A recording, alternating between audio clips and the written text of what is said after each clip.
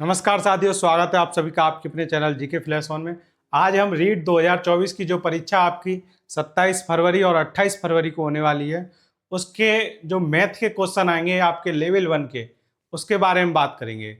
इसके लिए मैंने आपके 2021 के और 2017 के कुछ क्वेश्चन चुन रखे हैं मैथ के, उनको हम करेंगे और उनसे हम समझेंगे कि एग्जाम में कैसे क्वेश्चन आपके आएंगे और कैसे सरल सरल क्वेश्चन को सॉल्व करना है।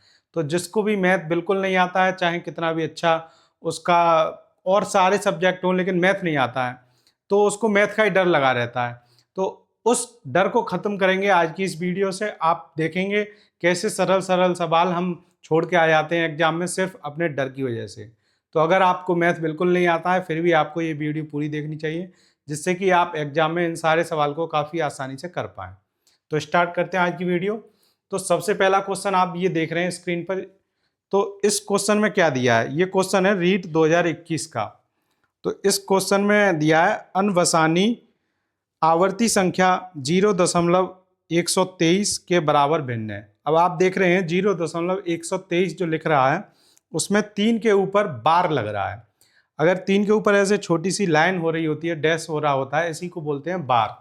इस बार का मतलब क्या है कि जैसे किसी संख्या में हम भाग करते हैं तो आप देखेंगे जैसे 1 में हम 3 से भाग कर रहे हैं तो दशमलव लगा के यहाँ पर 0 हो जाएगा, तो ये कितने हो गए 10। तो 3 से 3 बार गया 9, तो बचा कितना 1।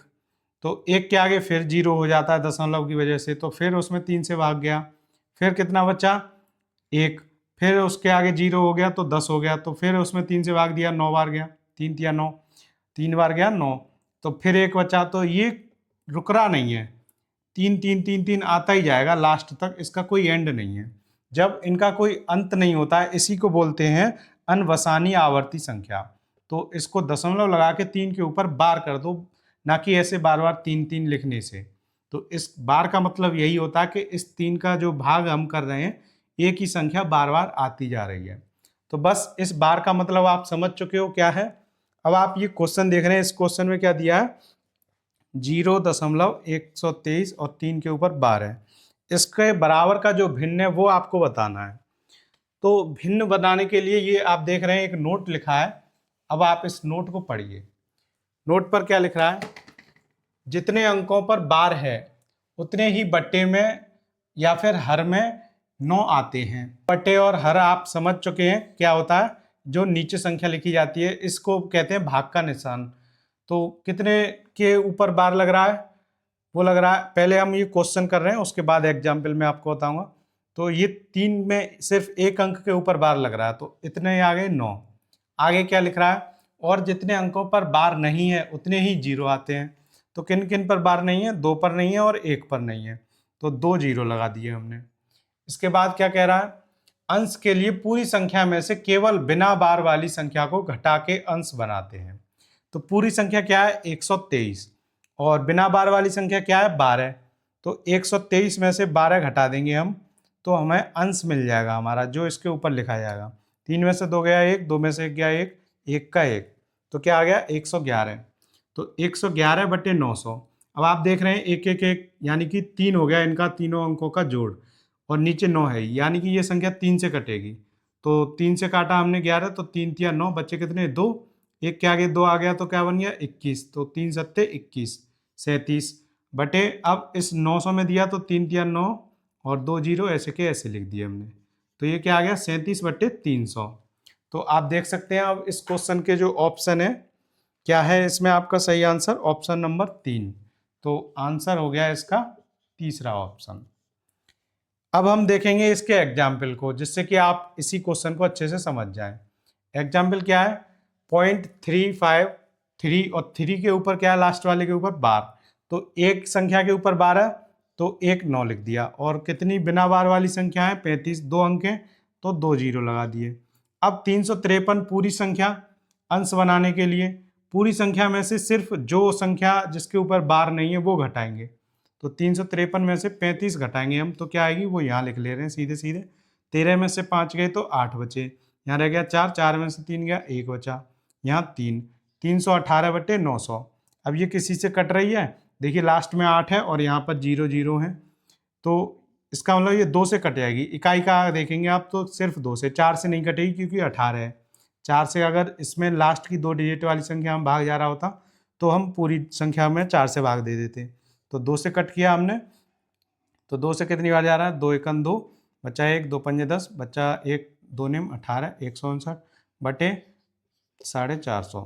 अब आप देखेंगे 9 और 5 14 और 1 15, 5 और 4 9, यानी कि 3 से भाग फिर जा रहा है इसमें। तो 3 पंजे 15, 3 तिया 9 बटे, अब इसमें दिया 3 एकम 3, बचा कितना, 4 में से 3 गए तो 1 बचा, तो 15 हो गया, 1 यहाँ आ गया 5 के आगे, तो 3 पंजे 15 और फिर 0। तो ये लास्ट ऐसी डिजिट है, अब इसमें किसी से भाग नहीं जा रहा। तो यही इसका क्या है, भिन्न का रूप है। ये एग्जाम्पल किया है हमने। अब आप इस एग्जाम्पल से भी समझ चुके हो, और ये वाला हमने ये सीधे सीधे क्वेश्चन किया था, तो आप इस क्वेश्चन का आंसर भी ये समझ चुके हो। तो ये दोनों चीज़ों से हमने समझ लिया कि इस सवाल को कैसे करते हैं। तो आपको ये नोट याद रखना है बस, कैसे इसको बनाते हैं। तो इस नोट को लिख लीजिए, और इसी से आप आगे जो भी सवाल हों तो उनको करना काफ़ी आसानी से हो जाएंगे। जो आगे कट रही होती है संख्या उनको कट कर देते हैं। तो अब देखते हैं अगला क्वेश्चन। अब आप देख रहे हैं स्क्रीन पर अगला सवाल। अगला सवाल दिया हुआ है, एक वर्गाकार मैदान का क्षेत्रफल 6400 वर्ग मीटर है। तो मैंने लिख रखा है वर्ग का क्षेत्रफल बराबर 6400 वर्ग मीटर, और इसको वर्ग मीटर या फिर मीटर स्क्वायर भी आप लिख सकते हो। तो ये दोनों में से आप कुछ भी लिख सकते हो। और आगे इसमें दिया है, एक व्यक्ति द्वारा इस मैदान की परिमाप पर 5 चक्कर लगाने पर तय दूरी होगी। तो वो कितने चक्कर लगा रहा है, 5 चक्कर परिमाप पर। परिमाप क्या होता है, ये जैसे वर्गाकार, एक मैंने क्षेत्रफल के लिए एक एरिया बना दिया है, वर्गाकार चतुर्भुज। वर्ग यानी कि वर्गाकार चतुर्भुज जिसकी चारों भुजाएं बराबर हों। ये ए है, ये भी ए है, ये भी ए, ये भी ए। ए का मतलब कोई सी भी संख्या हो सकती है, चाहे 400 हो, चाहे 500 हो, चाहे 2 हो, 3 हो, कुछ भी। अब इसका क्षेत्रफल का सूत्र होता है 2 भुजाओं का गुणा कर दीजिए। तो भुजा का गुणा भुजा में करेंगे तो भुजा की घात हो गई 2। ऐसे ही अगर भुजा का मान ए है तो ए गुणा ए करेंगे तो ए की घात हो गई 2। और ये क्षेत्रफल कितना दिया हुआ है, 6400। अब ये घात 2 यहां से हटेगी तो वहां क्या लग जाएगा, वर्गमूल। 6400 पे क्या लग गया, वर्गमूल का निशान। 64 का जो वर्गमूल होता है वो होता है 8, और ये 2 जीरो है तो 1 जीरो आ जाएगा। तो एक भुजा का मान कितना हो गया, 80 मीटर। तो ये मीटर हो गया 80। तो ये क्या है, सिर्फ एक भुजा का मान है। और अगर इसका परिमाप निकालना हो, परिमाप क्या है, चारों भुजाओं का जोड़। 1 2 3 4, 4 ए हैं तो 4 ए, ये हो गया इसका परिमाप। परिमाप बराबर 4 ए, ये इसका सूत्र है। चारों भुजाओं की किनारियों को आप जोड़ देंगे, ये परिमाप होता है। और इनका ये क्षेत्रफल होता है, इसके अंदर का पूरा एरिया, कितनी जगह ये घेर रहा है, ये होता है क्षेत्रफल।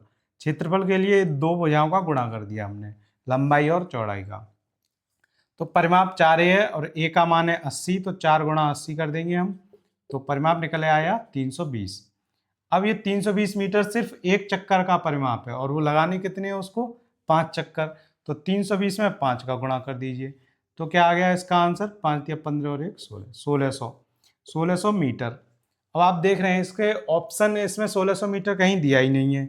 320 मीटर, 160 मीटर, 1.6 किलोमीटर और 3.2 किलोमीटर। तो मीटर में तो है नहीं, तो इसको किलोमीटर में बदलिए। किलोमीटर में बदलने के लिए 1000 से भाग कर दीजिए, और कितने जीरो है नीचे, 1 2 3, 1 2 3 जीरो हटेंगे तो दाईं तरफ से इधर को आपको दशमलव लाना है, 3 संख्या छोड़कर। 1 2 3 संख्या छोड़कर यहाँ लगा दिया दशमलव। तो अब क्या आ गई आपके पास, 1.6 किलोमीटर। अब ये आगे के जीरो क्यों नहीं लगाए, अगर संख्या के दशमलव के बाद किसी संख्या के बाद कितने भी जीरो लगा लीजिए, उसका कोई मतलब नहीं है, इसलिए हम सिर्फ वो संख्या तक ही लिखते हैं। तो 1.6 किलोमीटर इसका सही आंसर है, आंसर नंबर 3, थर्ड ऑप्शन इसका सही आंसर है। अब देखेंगे अगला सवाल। अगला सवाल आप देख रहे हैं, माप 2 मीटर गुणा 1.5 मीटर गुणा 1 मीटर के पानी के एक टैंक को एक नल द्वारा 20 लीटर प्रति मिनट की दर से भरने में लगा समय। 1 मिनट में 20 लीटर पानी वो भर देता है, और टैंक की माप दे रखी है आपको। तो इस जो टैंक की माप है, इसका हम इससे आयतन निकाल लेंगे कि इसमें टोटल पानी आएगा कितना टैंक में। तो आयतन निकालने के लिए तीनों भुजाओं का गुणा कर दीजिए। 2 मीटर गुणा 1.5 मीटर यानी कि 1.5 मीटर गुणा 1 मीटर। तो ये क्या निकाल रहे हैं हम? आयतन। तीनों भुजाओं का गुणा यानी कि आयतन बराबर 2 का 1.5 में गुणा करेंगे तो 30 आएगा, लेकिन दशमलव की वजह से 3.0 हो जाएगा वो, और फिर 1 में गुणा करेंगे तो यही रहेगा। तो ये मीटर मीटर मीटर क्या हो गया? मीटर की घात 3। आयतन हमेशा मीटर क्यूब में आता है और क्षेत्रफल मीटर स्क्वायर में, तो ये आ गया 3 मीटर क्यूब।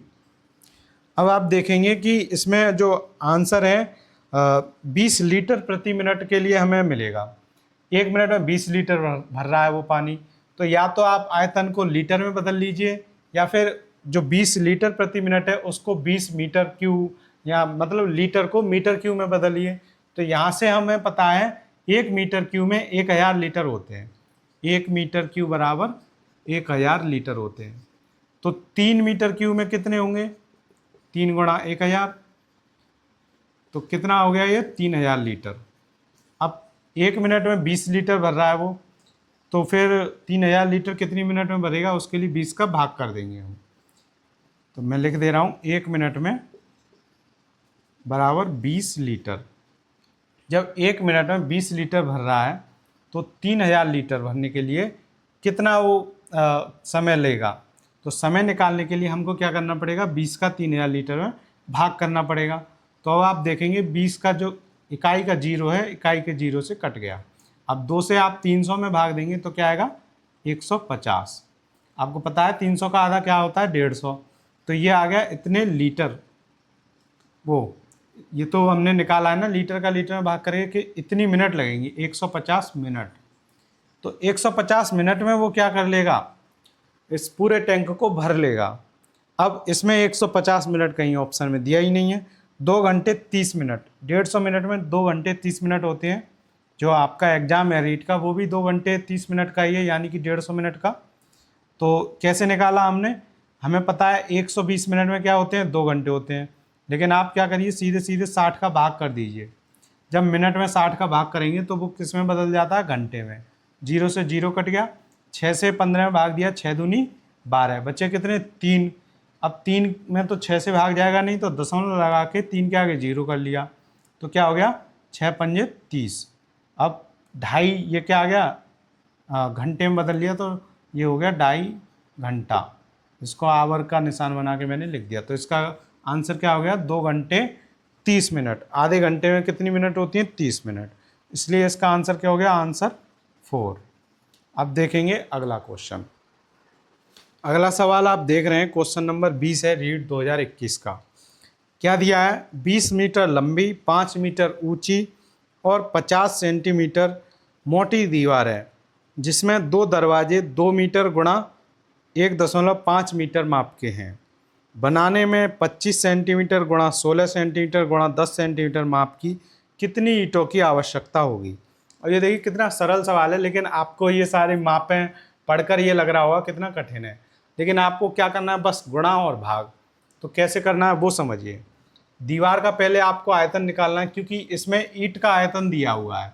आपसे ईंटों की संख्या पूछी है, तो ईंट का आयतन जितना भी होगा एक ईंट का, और पूरी दीवार का जो आयतन होगा वो आप एक ईंट के आयतन से भाग करेंगे पूरी दीवार के आयतन में, तो आपको पता पड़ जाएगी कितनी ईंटों की संख्या है। जैसे अभी हमने पिछला सवाल किया था वैसे ही। अब आप इसमें देखेंगे 2 दरवाजे और दिए हुए हैं, 2 मीटर और 1.5 मीटर, लेकिन इसमें जो दीवार की ऊंचाई दी है लास्ट में, मोटाई दी है, वो दरवाजे की नहीं दी है। तो वो होगी तो उतनी ही जितनी दीवार की है। तो इसमें 50 सेंटीमीटर का गुणा और करना है हमको, तब ये बिल्कुल सही हमें। अब इसमें से पूरी दीवार के आयतन में से दरवाजे का आयतन घटा देना है। तो पहले तो 2 दरवाजों का अलग से आयतन निकालेंगे हम। तो इसका आयतन कैसे निकालेंगे? आप इनके सबके जो माप है इनका गुणा करेंगे, लेकिन पहले सेंटीमीटर में बदल लीजिए या मीटर में। अब ये जो 50 है ये सेंटीमीटर है, बाकी 2 मीटर में। इनको बदलेंगे हम सेंटीमीटर में, तो 2 गुणा 100, और इसमें 1.5 में 100 का गुणा करेंगे तब ये किस में बदल जाएगा? 1 मीटर में 100 सेंटीमीटर होते हैं, इसलिए 100 का गुणा कर रहे हैं हम, गुणा 50। अब ये इसको देखेंगे हम, 200 हो गया, और ये देखिए 1 2 2 जीरो हैं, और यहाँ एक संख्या के बाद है, तो इसके आगे लिखेंगे तो 2 जीरो, लेकिन एक संख्या के पहले क्या लग जाएगा, दशमलव लग जाएगा यहाँ पर, तो क्या रहेगी संख्या, सिर्फ 150, इसलिए यहाँ पर इसको 150 का 150 रहने देंगे, गुणा 50। अब आप देखेंगे कि 15 दूनी 30 होते हैं और 30 में अगर 5 का गुणा करें तो क्या आता है, 150। ठीक है, अब आगे जितने भी किनारे किनारे पर जिनके इकाइयों पर दाइयों पर जीरो है उनको लिख लेंगे। 2 जीरो ये है, 1 जीरो इसका, 1 जीरो इसका, कितने, 4 जीरो, 1 2 3 4, ऐसे गुणा करना है आपको। तो इससे टाइम भी बचेगा और आपका जो समय है वो किसी और चीज़ में उपयोग में भी आएगा। तो अब इसमें ये एक दरवाजे का आयतन निकल आया, 2 का गुणा कर देंगे 2 का निकल आएगा। तो अब 2 का गुणा कर दिया हमने, तो 15 दूनी कितने होते हैं, 30, तो 30 लिख दिया। अब आगे के कितने जीरो हैं, 5 जीरो लिख दीजिए, 1 2 3 4 5। तो ये किसका आयतन आ गया, दरवाजे का, सेंटीमीटर क्यूब। तो ये दरवाजे का आयतन आ गया। अब इसको दीवार के आयतन में से घटाना है हमें बाद में, तो पहले अब निकालेंगे हम दीवार का आयतन। तो अब जैसे दीवार के आयतन के लिए आप देख रहे हैं 20 मीटर है, तो 20 मीटर को सेंटीमीटर में बदलने के लिए 100 से गुणा करेंगे तो 2 जीरो लिख जाएंगे। फिर 5 मीटर को सेंटीमीटर में बदलेंगे तो फिर 2 जीरो लिख गए, इसमें 100 का गुणा किया, और वो पहले से सेंटीमीटर में तो 50 का 50, इनका गुणा करेंगे तो 5 25, 25 दूनी 50, तो ये 50, हमने एक एक अंक का गुणा कर लिया। अब उसके बाद 3 जीरो ये रहे, 2 ये रहा, 1 ये रहा, कितने जीरो हो गए, 6 जीरो। तो 6 जीरो हम और लिख लेंगे इसके आगे, 1 2 3 4 5 6, 6 जीरो लिख लिए। और ये वाला आयतन इसमें से घटा देंगे, तो इसमें से घटा के लिए इसके कितने जीरो, 3 और 3 6 जीरो। तो 1 2 3 4 5 6, और यहाँ लिख दिया 3, और इसको घटा दीजिए। तो 1 आ गया जीरो की जगह, ये भी जीरो, ये भी जीरो, फिर इसकी जगह जीरो, फिर ये भी जीरो, ये भी जीरो, और यहाँ 10 में से 3 जाएंगे तो 7 बचेगा, और यहाँ रह जाएगा 5 में से 1 गया तो 4। तो ये जो आपको वैल्यू दिख रही है, मैं इसलिए नहीं बोल रहा हूँ कि हमें वैल्यू से नहीं, आपको तरीका देखना है। तो अब दीवार के आयतन में से हमने दरवाजे का आयतन घटा दिया। अब ये जो हमें संख्या मिली है इसमें हम जो ईंट का आयतन है उससे भाग करेंगे। ईंट का आयतन हमने निकाला नहीं तो अब निकाल ले रहे हैं। तो जो 25 का गुणा है वो 10 में करेंगे अगर आप, तो 250 आएंगे। तो यहाँ हमने लिख लिया 250। अब उसमें 16 का गुणा करना है तो 16 लिख लिया। 16 पंजे कितने होते हैं, 80, 80 का जीरो हासिल लगे 8, 16 दूनी 32 और 8 40। अब इसका एक जीरो रह गया था, हमने 16 का गुणा जीरो में तो किया नहीं, इसमें किया था, तो एक जीरो यहाँ लिख लिया। तो ये जो आ गया ये ईंट का आयतन आ गया 4000 सेंटीमीटर क्यूब। अब इससे इसमें भाग करना है तो यहाँ पर लिख लेते हैं अच्छी,